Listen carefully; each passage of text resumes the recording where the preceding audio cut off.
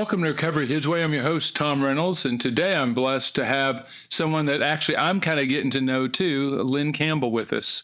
Lynne's, I've gotten to know recently. Her son's in our program here. Her daughter is running one of our thrift stores. And so we've kind of gotten to know each other in the last few months.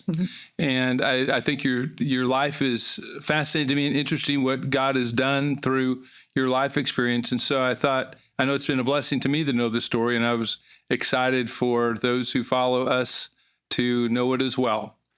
So I guess I'd like to start with just kind of your own upbringing, kind of, what you went through and kind of what set you up to the choices you make and those kind of things. Okay. My childhood was, I don't know that anybody has a normal childhood, but it was definitely not normal. There was 5 of us siblings, and we grew up with an abusive alcoholic father. So what did that create for you? you get used to having a lot of trials in your life, and so you learn how to deal with those without becoming bitter and angry and just mean at the world. At least that's the way I was. I know that people that grow up in that environment always don't turn out that way. So I guess I feel very blessed that I didn't turn out bitter and angry at the world, because some people do. Right. Absolutely. I mean, it's interesting because we all come from similar experiences sometimes and end up in very different places. Right. Because of the choices, the attitudes, the perspectives that we take. It is about perspective, I think, too. A lot of life, as I'm learning in my older age, that you can take it and feel why me, or you can take it and just realize that that's just life. There's good and there's bad. There's good and evil, and everybody has it. Right. So growing up in that environment, at some point, trying to escape it, trying to get out of it, what did you do? Yeah. Well, I worked hard on moving out at a young age. So I took a job instead of going to college. I'd always wanted to go to college, and I got good grades in school, so I always thought that I would go to college. But it became more important to just, for my own mental well-being, to get out of the house and get out of that environment. And so I got an opportunity to start working for the Army at a very young age, and I worked for the Army for 38 years, and that did well. So I just went to work full time instead of going to school. Went to work full time. Started working full time during the summer, and then as soon as I graduated, I just kept full time and never went back. Right. Just gave up on college, and then the job did good for me, so it helped me make a living. Right. It was a good choice for you. It was the best choice for me. Good. Well, as you grew up with an alcoholic father, obviously entering dating relationships and potential marriage, that kind of stuff, where did that take you? Yeah. I mean, you don't make the best choices, but sometimes you make the only choices that you have. And so I moved in with someone that I eventually did marry, but we moved in together before we were married, and that was one way I survived, because I couldn't have done it on my own. And we also experimented a little bit with smoking pot in high school as an escape from the abuse. But why didn't you go down that path then? I think part of it was just because I knew that if I did, I wasn't going to be able to stay off the streets, or I was going to maybe end up back home. So I didn't do that. I didn't go down the drug path. I really didn't even like smoking pot. I mostly did it because the person I was with did it. And like I said, we ended up getting married, but that marriage obviously didn't work because he'd never saw it that way. So you obviously married and having children. Tell us about what happens there. So we were together for about 6.5 years when we got married, and then we had 3 children together. And then by the time the third one came, I already knew that he was never going to grow up and be a parent. And I didn't want my kids in that environment. And they were very close together. And so I had to end that relationship. So the kids were really young when that happened. And we also had to move in 97. The Army moved us here to Alabama from St. Louis. Okay. With the BRAC in 1997. And the kids were 4, 5, and 7 at the time. So 97 was a tough year on our family. So we stayed together through the move. And then after we moved, we separated. They were 4, 5, and 7 at the time. So it was a full-time job plus the full-time job. So, yeah, I didn't have time to get in trouble or to make bad choices. I had to make good choices for them. And, Right. So it seems like responsibility is always kind of an undercurrent in a lot of your life in terms of choices you're making. Well, and I grew up that way. So because my father was an alcoholic, and my mom only had a part-time job to help out, but I had a lot of responsibilities because I was the second oldest out of 5, and I had 3 younger brothers. And once I got my license, it was take them to baseball and take them to whatever activities they had going on, pick them up from school, and so I had to jump in and help out. So I learned responsibility at a very young age because of that. So then you obviously have these children. You're a single mom now with 3 young children. Right. What happens? How do things progress with your kids? Tell us what the story is there.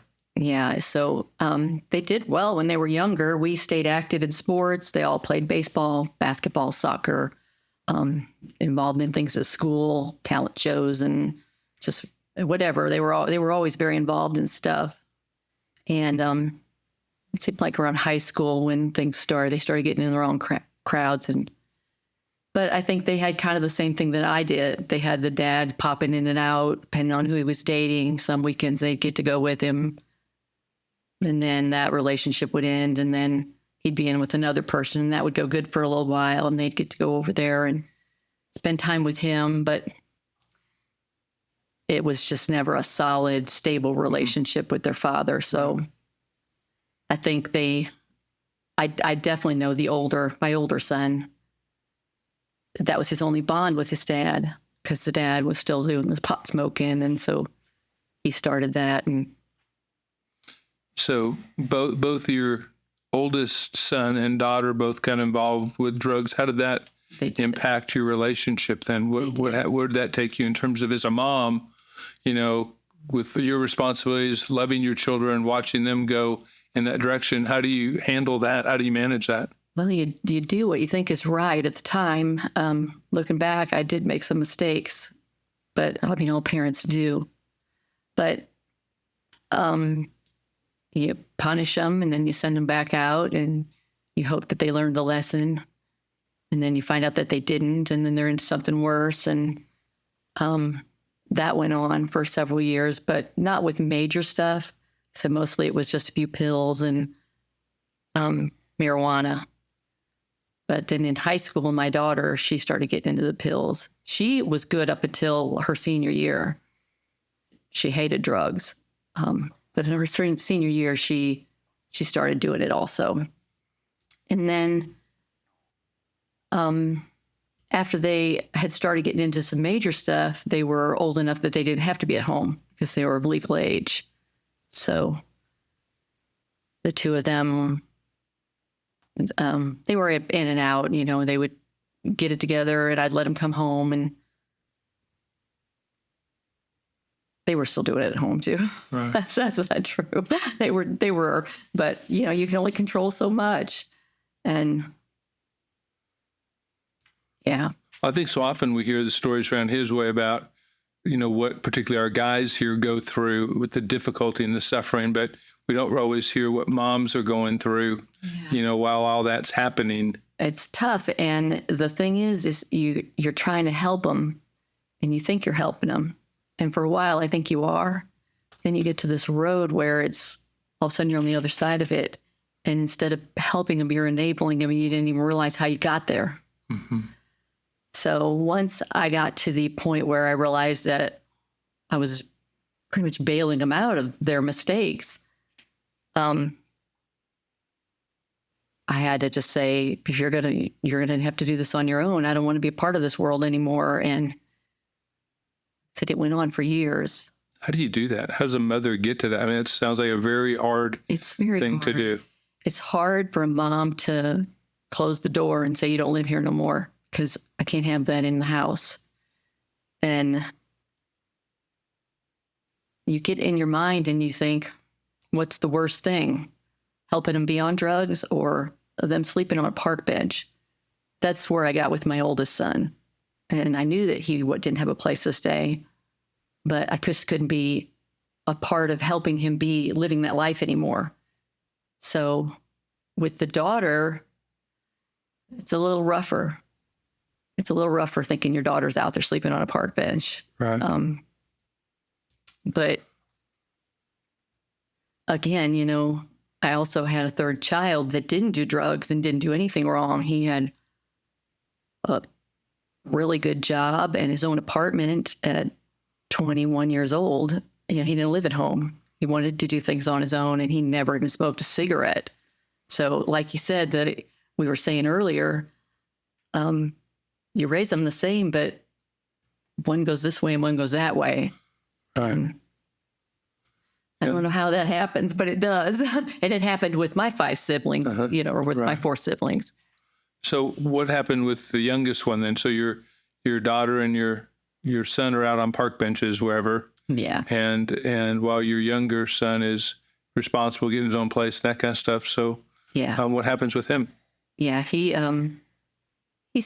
stayed close to his brother and sister as far as, he loved them, but they didn't have anything in common. But yeah, he had moved out, and then while they were popping in and out of the house when they were doing well and when they weren't, yeah. So he was 22 years old when I found out he was sick, and he got diagnosed with stage 4 cancer. And the other 2 were, like I said, they were living in different places. It must have been a very lonely time. I mean, to have 2 of your kids out wherever, who knows where, and then a son who's sick. It was. And it was a really bad diagnosis. And he was very sick. And so my focus just went straight to him. And because they were making their own choices, and what he had happened to him, he didn't choose. So he had all of Mom's attention at that point, and he needed it, because they immediately admitted him to the hospital and started him on 4 different kinds of chemo, which made him very sick. Sent him to the ICU, and he was in the hospital for over 5 weeks right after diagnosis. So I didn't even know where my kids were at the time. I would call them with updates. Sometimes they would answer the phone, sometimes they wouldn't. Finally got out of the hospital. We got him stable enough where he could come home, but he was still doing the treatments, which were just destroying his body and weren't helping the cancer. It was just growing and getting worse and traveling. And so that went on for 6 months. And that was when he went downhill in the last 2 days in the hospital, and then we lost him. So it was pretty much 6 months from diagnosis to marrying him. Right. So you're losing the one son that's doing well, if you will. Yeah. While your other 2 kids are kind of out doing who knows what. Where do you find strength to handle that? Where does that come from? How do you manage through all of that? I stayed strong the whole 6 months. I didn't cry in front of him. We stayed positive. Till the last couple of days when I knew he wasn't coming back, when he was unconscious in the hospital, and the kids came up. They knew, and so they stayed in touch. And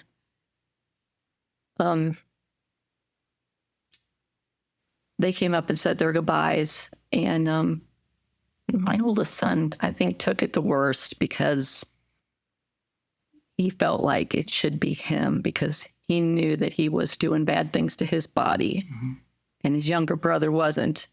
And he said it was not fair and that it should be him that was the one that was suffering and and going through that. But well, there can be a lot through all that. Obviously, there can be a lot of faith crises, a lot of times in which you cry out to God and wonder what's going on and why is this happening to me and all those kind of things. How did you handle those questions? How do you address those things or get through those kind of issues? Even your son feeling the guilt of not being sick when he felt like he might have deserved it. Yeah, he did feel like he deserved it. When he was leaving the hospital, after they said their goodbyes and was sobbing in my arms, I told him that, all of us are only here for however many days God gives us. None of us know how many that is. And that his brothers, we had him for almost 23 years. And I said, we should be thankful that we had him that long because not everybody gets that long. I know people that have lost their children at very young ages and they suffered the whole time, like sick from almost birth to the whole 3-5 years, however long they live. But we had him and we had a good relationship with him. And, he didn't deserve to suffer. But it's not our plan. It's God's plan. And that was his plan for him. Was for him to be here he almost made it to his 23rd birthday. And I don't know if that helped him or not, but I tried to get him to change his perspective to where mine was, because I had already made peace with it. I pretty much had already made peace with it when he got diagnosed because I knew it could happen and I knew it was bad. Right. So as you go through this, then you bury your son. How does that then impact you? How does it impact your other children? What do they do with that crisis? Well, both of them said they were going to start living for their brother because he couldn't. And they were going to clean up their lives and start doing the right thing. But I think the grief got them as it did me. I went in seclusion for a little while. And not to feel sorry for myself, but just because of the pain. And I just didn't want to live. I wanted to be where he was. And I think that they just turned back to the drugs, but they turned even harsher to the harder stuff, which I know they were dabbling in it anyway, but they really went downhill after that. And my focus wasn't on where they were. I was dealing with my own for the first year. The first year is really hard. You go through all the firsts, their birthday, the day diagnosis, the first Christmas, the first Thanksgiving without him. The firsts are hard. And you think that the second year will be better, but the seconds were just as hard. So now you're in this grief. Your children are absent. They've driven their grief has taken them deeper into drug addiction at that point. Yes. What pulls this out? Where does this spiral? How does it get pulled out? For them, my daughter had a child and she was doing better. She had started dating someone new, and he also had a drug past, but he was doing well. They both did well for a while, and she got pregnant and had my second grandbaby. And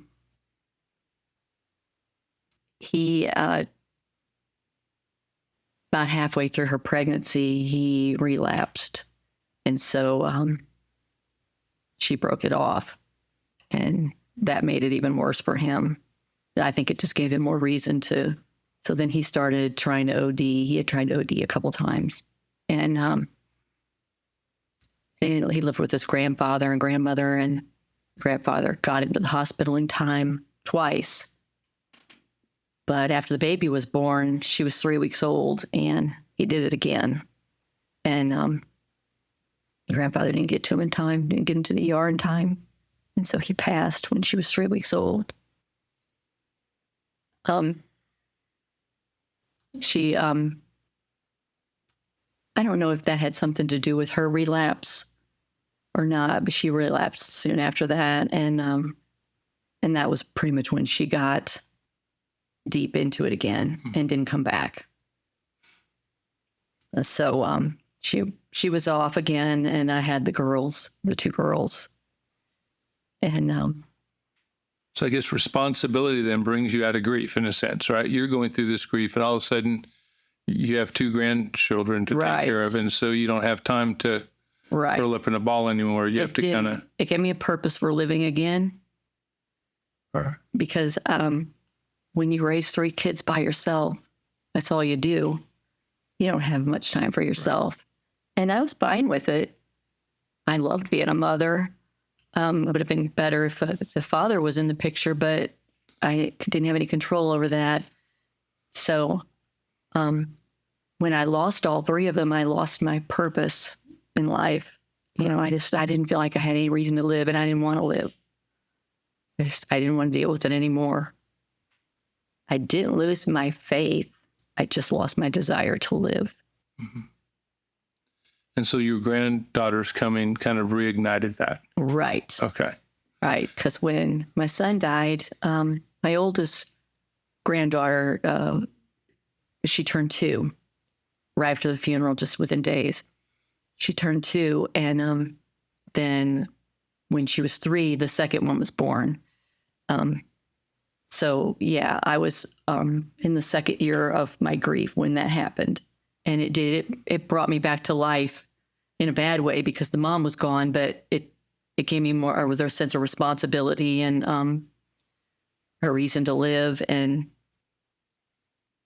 I had to take care of them because both the dads were gone, right, and the mom was gone too now. And so I retired, and luckily I was able to, so that I could stay home with them, because I had started with the Army at such a young age. I had 38 years by then, and you only need 30, and you only have to be 55, and I had reached that age. So I retired and stayed home and took care of the 2 little ones. So things kind of turn around with your daughter. Tell us what happens there. Yeah. So she had met another man, and their relationship was just on the streets, in hotels, addiction. I had only met him twice. Of course, I didn't like him because he was an addict, and my daughter was an addict, and I didn't like anything about any of that. So I didn't want her with him. And I don't know what happened with him, if he got in trouble and then decided to clean up his life, but he did. So that was when he went to his way. I believe he went straight from jail, so I'm sure that was some motivation, but I also think that he did want changes in his life. No one wants to live like that. They don't. You just find yourself there, and you don't know how to get out. And there are really not a lot of options out there if you don't have the strength and desire to do it on your own. But he wanted a better life, so he came to his way and got cleaned up, but she didn't. So she was still on the street. Now she's by herself. But after he graduated, they ended up having another child. And I think at that point, he was encouraging her to get help. And also she didn't want the state involved in another child. So as soon as the baby was born, the third baby, she got a bed at Love Lady, went down there at Birmingham, and stayed in that program for 9 months. And she had it, I guess, and found help and was ready. And he supported her, and they did really well. She did really well. And then she graduated and got a job with the Saving Way, as you said. What? And I think that's all she needed, was something secure in her life that could help her stay. And I said, no one wants to live that life. She didn't want to live it anymore. She just didn't know how to get out of it. And I didn't give up on them, but I had quit helping them because all they were doing was using me to stay in that life. They weren't using me to get out of the life, which was what I wanted. Right. So the baby helped her. And the baby was what did it. So it got her out of that life. So that was one. Okay. What happens to your son then? Yeah. So the son, he during that time was doing well, and then he would relapse, and then he was doing well and would relapse. He was doing really well. He actually got a job with City of Huntsville and was doing really good with coming out and helping me. My husband was having a lot of health problems. And so when we live on an acre, and he was coming out and helping me with the yard and doing stuff. So I knew he was doing really well. And then all of a sudden he wasn't coming out. So, and then I heard he had relapsed. And kept encouraging him to go to his way, call him. And my daughter and her boyfriend or husband, I think they were married at the time then, where they were encouraging him too. But he kept saying he could do it on his own. And he kept trying to do it on his own. And he would be successful for a little while, but nothing that would stick. So I think once my daughter got through the program and he saw how well the both of them were doing, he decided that he wanted to do it. But he still wasn't taking that step until he got arrested, put in jail. And I had told him the last couple times that he had gotten in trouble, I don't want no more calls from jail. Don't call me from there no more. If you end up there, I'm not paying for phone calls. I'm not paying for commissary. I'm not going to court anymore. I don't want this in my life anymore. I just felt like the rest of my life is too short to I experienced with my son, youngest son. And I didn't want to live the rest of my life in court and taking calls from jail and, listen to the sobbing on the other end of, you did it to yourself, but now you want to call me and keep crying on my shoulder about it. I just couldn't do it anymore. And so he had got arrested and he called me from jail and I didn't answer the phone. Of course, when I get the jail call, the first thing I do is go to Jail View, know who it is calling. And he called several times, and I finally answered the phone. And he told me what happened, and I told him that I didn't want nothing to do with any of this no more. And he promised me that as soon as he was able, that he was going to go to his way, as soon as he was able to get a bed. So I told him to prove it. So he got on the list, and he was like 40 on the waiting list. Actually, I think it might have been 39. It was almost a whole, all the beds had to be emptied in order for him to get in. And every week he would call down there, or I would call down there, or his sister would call down there. And because you had to check in to make sure that you still wanted to be on the list, otherwise they'd throw you off, because there are people that want to be in there, that really want to be in there. And he was moving up pretty quickly on the list. And so when he finally got released from jail, after he did whatever his answer to his charges and got out, he went and stayed where his son stays, which is where he had been living. It's the grandmother on the mother's side. He had been staying with her and helping out with his son and stuff, and helping her because she's older. And so he went there, but he was only about a week away from getting the bed. So he wasn't there very long. I don't know what he did while he was there, if he did his last hurrah or what he did, but he finally got to go to his way. And like I said, he's in there now, and he's doing really well, and he's happy. He's genuinely happy for the first time in years. I mean, just genuinely happy. He and my daughter both got baptized on Mother's Day. And he's accepted Jesus, which, I mean, I just can't ask for more. Neither one of them had been baptized until then, because they just, not that they really didn't have a desire to.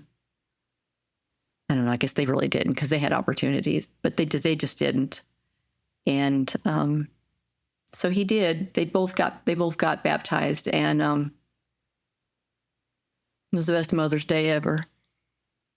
Knowing that all three of because the youngest one had been baptized when he was younger, but the other two they didn't want to. So,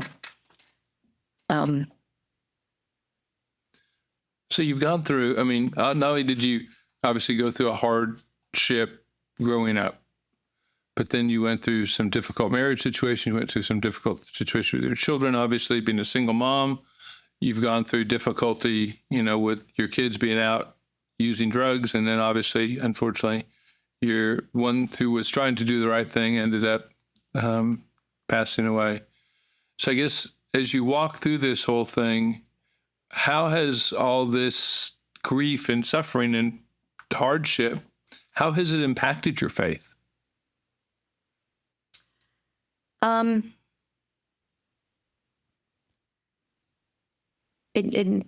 faith never got weak because my faith was always there. I think growing up with a lot of dysfunction, it makes you stronger, where you don't question a lot.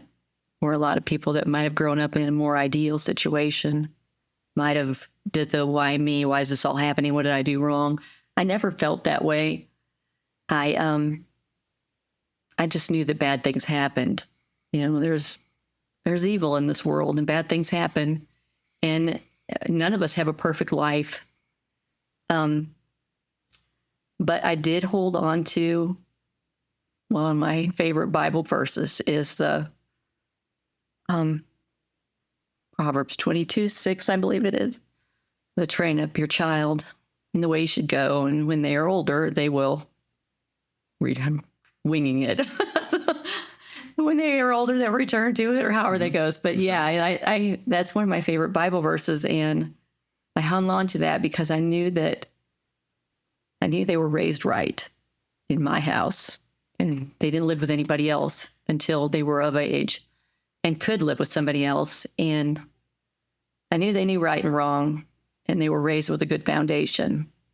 So I've always hung on to that Bible verse, thinking they will return. They just have to figure it out on their own, because I couldn't do it for them. Right. As much as you try to, Sure. you can't.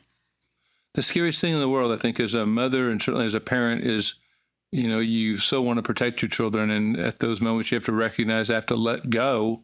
And yet, in your case, you've let go and you've seen them come back in a glorious way. And obviously celebrate a wonderful Mother's Day in which you trained them up and they have come back. They did. To that. They did. It was a glorious day. As you look back on all that, has God used these experiences to mold your faith in any way? You feel like you're at a different place in your relationship with God because of having gone through these things? I think the trials that he put you through, I think they did me anyway. I think they brought me closer to him, because I had to understand why these things were happening. And, you find that in Scripture. There's a lot of good and evil in Scripture. And a lot of people good people that got put through a lot of things, a lot of bad things. Mm-hmm. And they didn't do anything to deserve it. So I don't feel like I was being punished for anything. It never made my faith. My faith always stayed strong through it. it never, I'm losing my words here.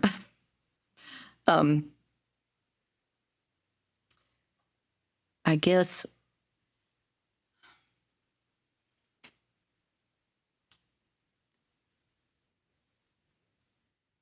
if you read the Bible, you see that you're not alone in what the things that God puts in your life. Right. And I'm not alone in it. And I don't feel that I've been punished, and I don't feel like I did anything to deserve it. I just feel like it's just a part of life. You know, we're all put here, and you can only control so much. And the rest of it, for some reason, it's just meant to be. And the things that are meant to be, you can't control any more than you can control your kids once they realize that they're really in control. Right. Well, I appreciate you sharing with us today, and I know it's been a difficult journey, but I really, getting to know you, I really appreciated your faith and your strength, and I think how I see in you just how God's really used this journey to make you stronger, better than you could have ever maybe been without it. And it's true. When I look back, especially at growing up, and because there were 5 of us, and not all of us turned out the same. I have a brother that's in jail. I have a brother that took his own life. I have another brother that was very successful and did well and does well. His kids are doing well, like I am. So not all of us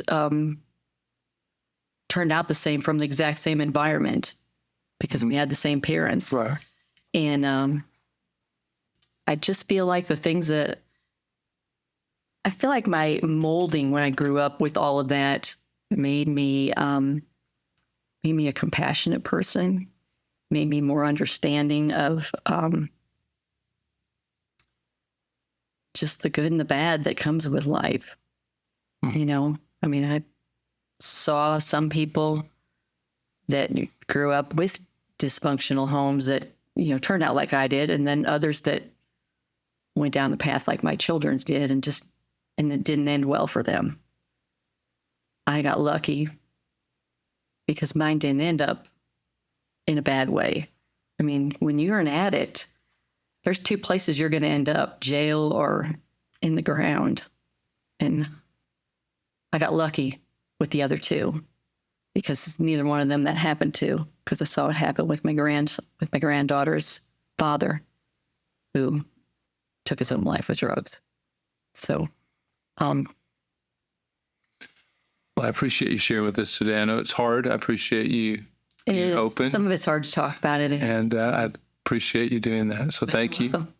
And thank you for listening and watching today, Recovery His Way. If you'd like to learn more about His Way, certainly check out our website at hiswayinc.org.